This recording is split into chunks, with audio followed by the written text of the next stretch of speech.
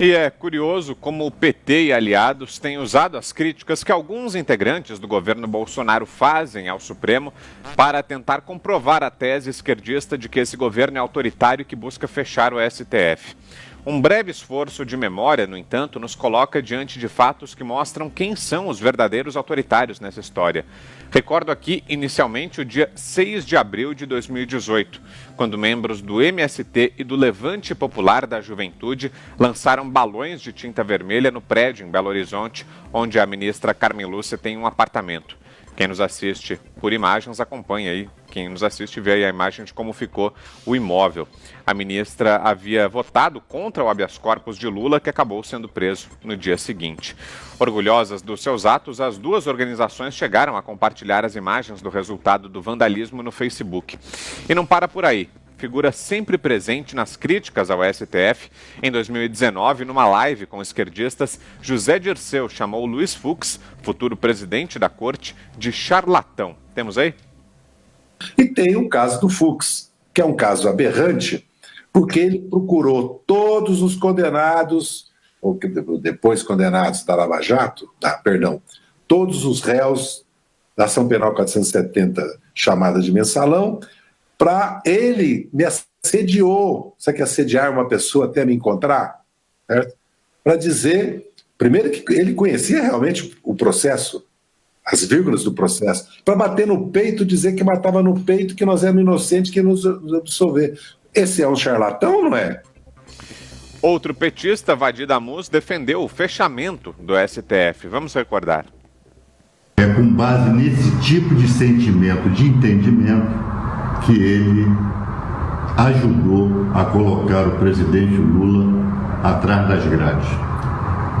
Nós temos que redesenhar o Poder Judiciário e o papel do Supremo Tribunal Federal. Tem que fechar o Supremo Tribunal Federal. Aliado do petismo, o ex-senador Roberto Requião também ameaçou o STF. Solta aí. Ou o Supremo manda soltar o Lula, ou o Supremo não existe mais. E com o fim do Supremo, acaba também o Congresso Nacional. E aí, Augusto, o que dizer dessas falas todas aí? Pois é, eles não mudaram de ideia, né? Nenhum desses que apareceram agora, nenhum se penitenciou, disse que estava arrependido, não era bem assim, ou, para usar a expressão de que eles tanto gostam, foi força de expressão. Então, pois bem, e agora? O que tem a dizer sobre essa turma, o Celso de Mello? Por que não se manifestou no momento que eles disseram isso? Ou naquele momento o Supremo não era um poder indispensável? Isso não é ameaça? A ameaça é feita por quem? Quer dizer, ele agora vê perigos imaginários e não viu esses? Também não viu o Vadir Damus em outro vídeo, dizendo que no momento esse pessoal do PT tem que estar aliado, tem como aliado o Gilmar Mendes. Pode ser que no futuro não sei, mas naquele momento estão trabalhando juntos. Como é que pode trabalhar junto um deputado comunista, abertamente comunista, como o Vadir Damus? Como é que pode ele trabalhar com um ministro do Supremo e tratar como aliado? Por acaso o ministro do Supremo pode ter atividades políticas, como tem o Gilmar Mendes? Isso não é ameaça ao Supremo? Então é o seguinte, os três poderes devem ser harmônicos, né? Trabalhar em harmonia e são independentes. O Supremo não é maior que nenhum. O Supremo, se todos os poderes são iguais, o Supremo não é mais igual que os outros. Criticar um ministro, a decisão de um ministro, não é desrespeitar a instituição. Desrespeito à instituição é o que se disse nesses vídeos. A instituição e a Constituição. Então eles se acham o quê? Porque como os ministros do Supremo só podem ser julgados pelos ministros do Supremo, todos se julgam condenados a perpétua impunidade. Não podemos criticar, mas vamos criticar e muito. E muito. Eles são servidores públicos, muito bem pagos, por sinal, que devem cumprir o seu dever. Não são mais iguais que ninguém e não são melhores que quaisquer outros. O presidente da corte era um advogado medíocre, a serviço do PT sempre. Agora vamos tratá-lo como presidente de uma instituição que não pode ser ofendida porque isso ameaça o Estado democrático de direito. Eles estão pensando que estão lidando com moleques, estão tratando o povo brasileiro como um bando de idiotas. Nós, democratas mesmo, sabemos que o Supremo deve ficar no seu lugar. Deveria, aliás, estar dirimindo dúvidas relacionadas com a Constituição e não deliberando sobre tudo e frequentemente com decisões monocráticas. Então, esses 11 titulares do time da toga, que não serão titulares um dia, o Celso de Mello já estará esquecido na sua cidade, lembrado por quem cruzar com ele na rua, não tenha dúvida. Esse pessoal é tudo transitório, né? Essa passagem pelo Supremo é transitória. Então eles são iguais a qualquer outro cidadão brasileiro. Não adianta eles se tratarem como Vossa Excelência, Excelência, Eminente, não sei o quê. Isso é só aumento ridículo. Eles não vão, também eles dizem que o Brasil não aceita uma ditadura, não aceita mesmo. E não vai aceitar a ditadura do judiciário. E não vai aceitar que o Supremo governe o país. Diga, Fiuza.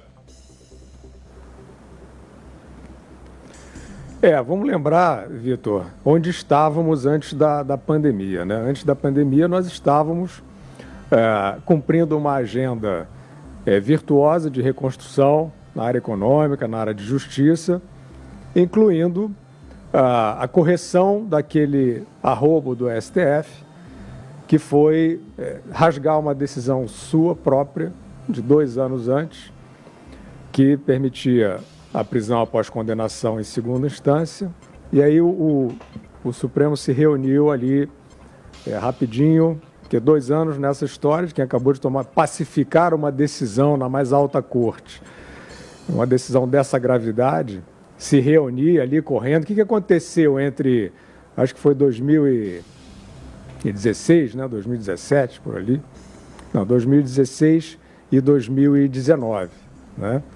Foi a prisão do Lula. Foi a única novidade, né, que fez com que o STF voltasse a se reunir e mudasse e rasgasse a sua decisão com argumentos fajutos, né? Na verdade, o Gilmar Mendes mudou seu voto e foi fundamental para soltar o Lula, né, para soltar o maior ladrão do país. Então, era nesse ponto da história que o Brasil estava antes dessa pandemia que virou o mundo todo de cabeça para baixo. E o Brasil estava caminhando no poder legislativo para modificar, para desfazer essa armadilha do STF, ou seja, para voltar a permitir a prisão após condenação em segunda instância, devolvendo o Lula para o xadrez, enfim, devolvendo as coisas para os seus lugares.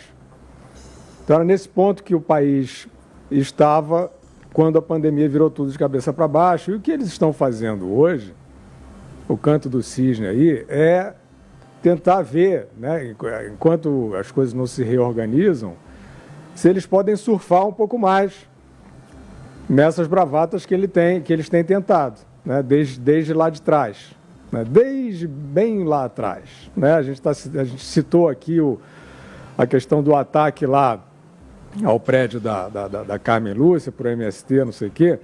Naquele momento, o país teve... Aquilo sim foi um ato antidemocrático, que, como disse o Augusto, eles não criticam, né? Mas naquele momento, o Brasil teve, um dia antes, uma das maiores manifestações de rua da sua história, pacíficas, para que o Supremo Tribunal Federal não se atrevesse a dar um habeas corpus absurdo para o maior ladrão do país.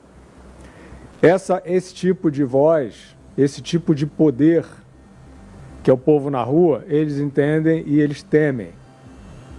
O que eles não temem e eles adoram é arrobo do lado ao contrário, é provocação, é isso que eles rezam para ter, porque eles podem se fazer de vítima. Então, nós interrompemos a história por causa da pandemia, no momento de depuração, e eles sabem que a força está a principal força está com o Poder Executivo, como sempre é. O Poder Executivo sempre lidera as grandes transformações no país. O Congresso Legislativo ouve o povo, né? É, digamos, mais maleável às vontades do povo, e o STF, que deveria ser a instância máxima da verdade e da justiça, ele foi moldado tragicamente pelo grupo do Lula para ser uma corte chavista, sancionando uma ditadura branca, que era o que o Brasil ia se tornar nas mãos do PT, exatamente como aconteceu na Venezuela. Então é esse STF que quer ser uma corte chavista, que viu na pandemia uma última chance de desestabilizar, porque sabe que a força democrática está no povo, que elegeu o chefe do Poder Executivo e que, se não for derrubado por eles, que é o que eles querem, vai retomar essa mesma agenda de depuração, e aí eles realmente vão para a lata de lixo da história.